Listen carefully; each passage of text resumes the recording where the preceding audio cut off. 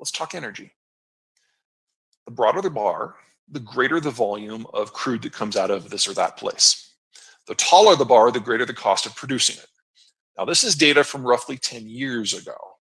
US shale is the light blue bar on the left. Back then, it was about 4 million barrels a day, which is, important, but not like, oh, look out.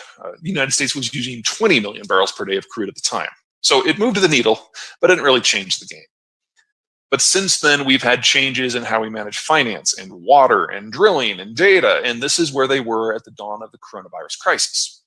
We had achieved net energy independence in the United States. Now, it's fallen back a little bit, but we're really only about 1 million barrels a day off of where we were at this point. And we have a frac log that's about half that. So honestly, from a functional point of view, we're pretty much back to where we were. What this means is the United States now has a source of crude independent of anything that happens in the entire Eastern or Southern hemispheres. And the US president has the capacity to shut off oil exports to keep it all bottled up in the North American market. We, as a country, will never have an energy crisis again, or at least until we run out of shale, which is like a century in the future. Now, there's more going on here just than crude. There's also natural gas.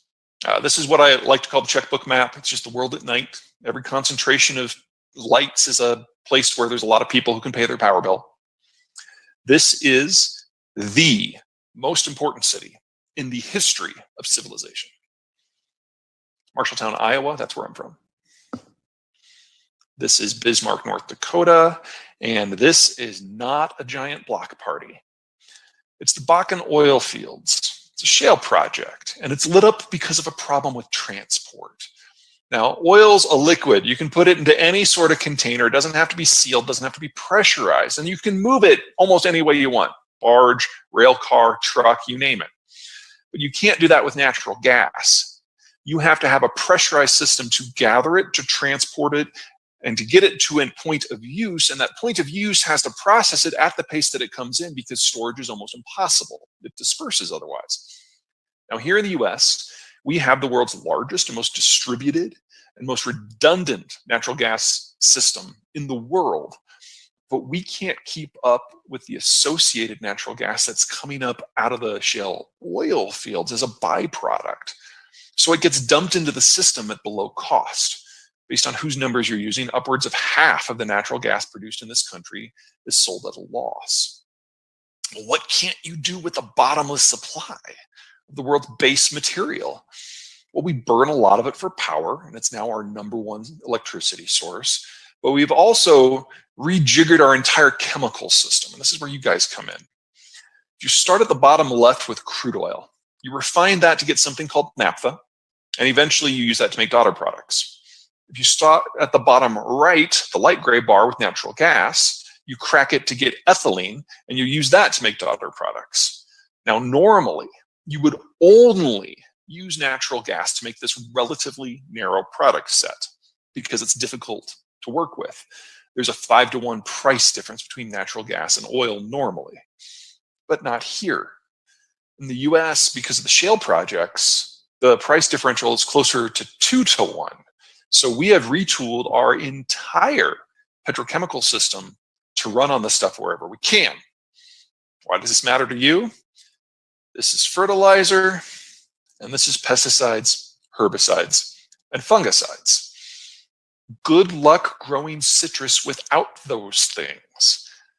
Which means in the United States, not only are we oil self-sufficient, so we don't have to worry about prices for crude or diesel getting jacked up.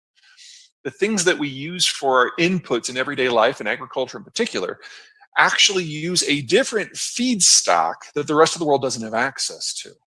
So the next time there's a global energy crisis, and there will be one, not only did the United States not experience the sort of shortages and price increases that the rest of the world is just going to have to get used to, we use a different feedstock for the stuff that makes our systems run in the first place.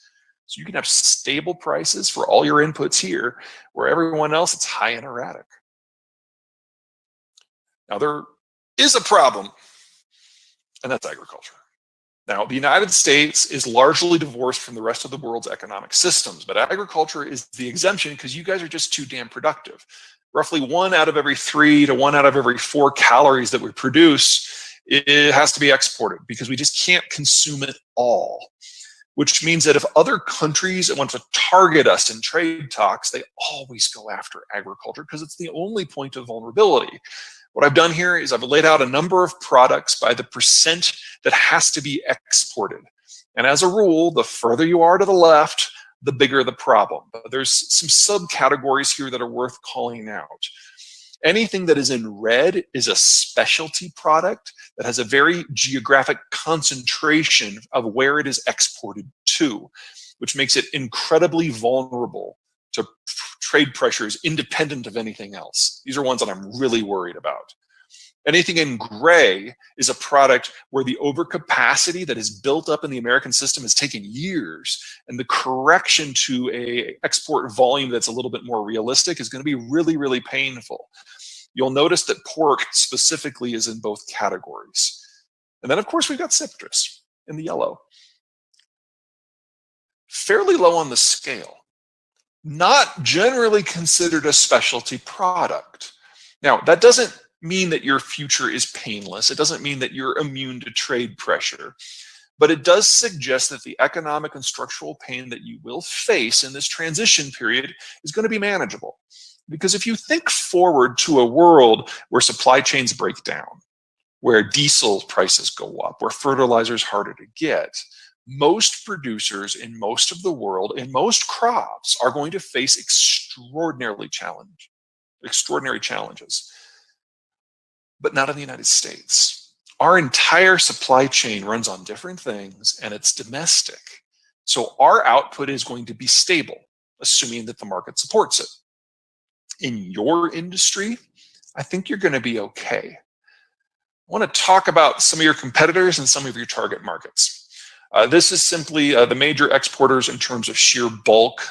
Oranges first, then soft citrus, and finally lemons. The countries that really matter moving forward, I'm going to spend the rest of the time talking about the deltas, the places where the changes are going to be really robust and a little nightmarish based on your point of view. For those of you who are in the world of lemons, I probably have the least good news for you because your primary competitors, Argentina, Chile, South Africa, they're probably going to be sticking around for a while. They don't face nearly the geopolitical pressures of most of the players. But if you are in soft citrus or oranges, your primary concern is Egypt and Spain. And the short version is they're screwed. We'll fill that out a little bit here near the end. But your primary competitors are probably going to vanish from the market. Let's start with the big boy, of course, and that's China, which is hoovering up whatever food they can get from anywhere. Now, there are 30-odd reasons why I don't think China is going to be a unified nation state just 10 years from now. We've already talked about demographics a little bit, but let's talk about strategy. The problem that the Chinese face are the islands off the coast: Japan, Taiwan, the Philippines, Indonesia, Singapore. It's not so much that they're all anti-China or that they're US allies or that they get along well with one another, although all of that is true. The problem is that they form a barrier between China and the rest of the world. The Chinese call it the first island chain. And there is no period in Chinese history where the Chinese have ever been able to penetrate the chain in a commercial manner and sustain any sort of economic integration with the wider world, with one exception. Today, under American strategic sponsorship. The American Navy is probably 30, maybe 35 times as powerful as the Chinese Navy, and it can sail the ocean blue. China only has about 50 ships that can sail more than 1,000 miles from the coast. They can't maintain the trade lanes that they would need to in order to maintain their economic profile without American active assistance. So all the US has to do, if the goal is to destroy China as a country, is go home.